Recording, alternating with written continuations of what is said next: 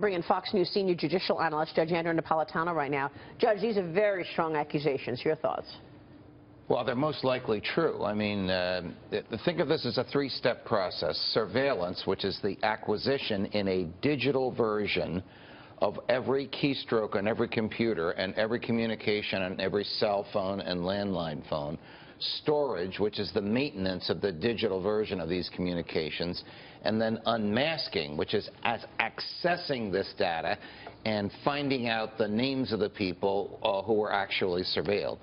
So it is beyond dispute that the NSA has access to, if it wants, it would be unlawful for them to do this, but they have it, every phone call of every person in the United States of America since 2005. Takes us back to a Republican administration, George W. Bush, 2005, which is when this program began. Justice Scalia told me he often thought that the court was being surveilled. And he told me that probably about 4 or 5 years ago. Again, surveillance, acquisition of information, unmasking, accessing information. Well, I mean, step one and the surveillance is, I mean, why would the Obama administration, well, using government resources to spy on anybody running against Hillary Clinton? I mean, that is just wrong. Well, it is you're exactly correct.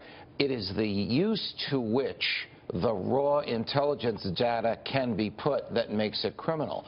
So if it's hard to believe, but if they had to unmask Senator Paul's name in order to understand a conversation he was having with a foreign agent, and the foreign agent was harmful to the United States, they can do that. That's not what he's talking about. They're talking about unmasking him when he's having a conversation with his campaign manager when he's running in the Republican primaries in 2016. Exactly. Let's just be clear. This is two different things. The unmasking of Michael Flynn and the spying there is completely separate and apart from what Rand Paul is talking about. He's talking about running for president in the fall of 2016. He was surveilled, spied on by the Obama administration. Actually, the unmasking of General Flynn might be a species of the same thing, because a lot of people believe, the president among them, that General Flynn was unmasked for political reasons. That is, portions of his conversation with Ambassador Kislyak were revealed in order to embarrass the president, embarrass General Flynn, and force the president to separate himself from General Flynn. But let me make an absolute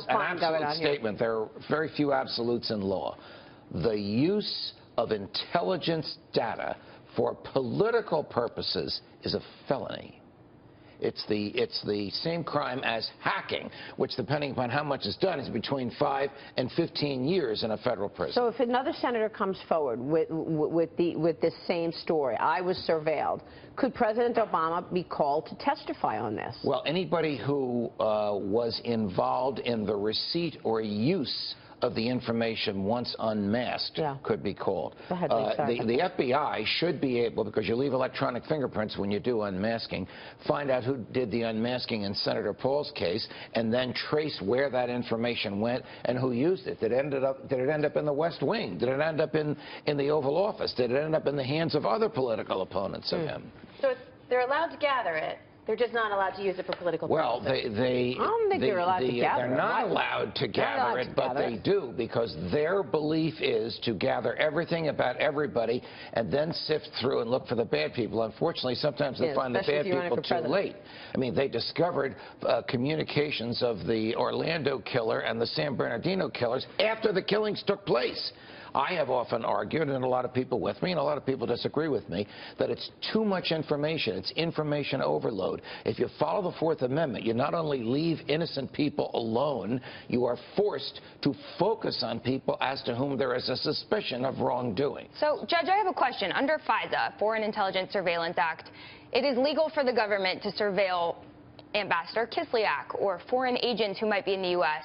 or impacting the U.S. So it's not unreasonable that when Senator Rand Paul or others run for president and they're speaking to these ambassadors, they're speaking to these diplomats, they are involved they're swept up in the surveillance. It's a good place to hide behind anyway. So you have that, but you also have the unmasking of Senator Paul and the using of what he said. Let's assume he spoke to Kislyak. I don't know. I think he's talking about a conversation that is a private political conversation and has nothing to do with foreign powers. Yeah, that's exactly right. This has nothing to do with the Russia story. It is the release of that information for political purposes, whether it's made public or not, or whether his opponents just used it, that is the felony. So just to be clear, the unmasking itself itself is not illegal. Using the name that was unmasked for political purposes Unmasking is illegal if done for any reason other than national security. Got it. So if the unmasking is done for political purposes, Judge, the unmasking it's a crime. process, does the FBI, do they have to go to a judge and get permission for that unmasking, or they have completely the right to do it on their own and then find criminal intent? The NSA theoretically has standards for unmasking. The principal unmasker in the Obama administration, by her own acknowledgement, is Susan Rice. So Susan Rice would say to the NSA, we have these 5 conversations here, we need them unmasked. We know who the foreign agent is, we don't know who the Americans are. And by the way, there is an American mentioned in the conversation. We need the tapes that you have of that person and his or her conversation. So you can see how this begins to explode. It's the corruption of the American intelligence community when its information is used for political purposes. Well, we'll see if Bernie Sanders or Marco Rubio or somebody else comes out and says they were also spied on, the way Rand Paul said that he was spied on, and we'll see what happens from there. We want to ask you about the executive order, which, of course, is halting travel from 6 predominantly Muslim nations. The Ninth Circuit Court of Appeals is set to hear oral arguments today, stemming from the Hawaii judge's order to block the order. The 3 judges, all Democrats, appointed by President Clinton. What is the significance of today's hearing? Okay, so last Monday we had a hearing in Richmond. The Fourth Circuit Court of Appeals heard oral argument on the appeal of a decision by a federal judge in Maryland to stay the portion of the executive order that blocked immigration from 6 countries. Today we will hear in Seattle a hearing before the Ninth Circuit Court of Appeals on an appeal from a Hawaii federal judge who enjoined enforcement of the entire order. Both federal district court orders were based on the same thing: the words of candidate Trump and his animosity, I'm summarizing what the court said, towards Muslims. They both characterize this not as an immigration ban, but as a Muslim ban. Yep. If it is a Muslim ban, if it is based on religion, the bar is so high it would be nearly impossible for the government to jump over that bar and justify it.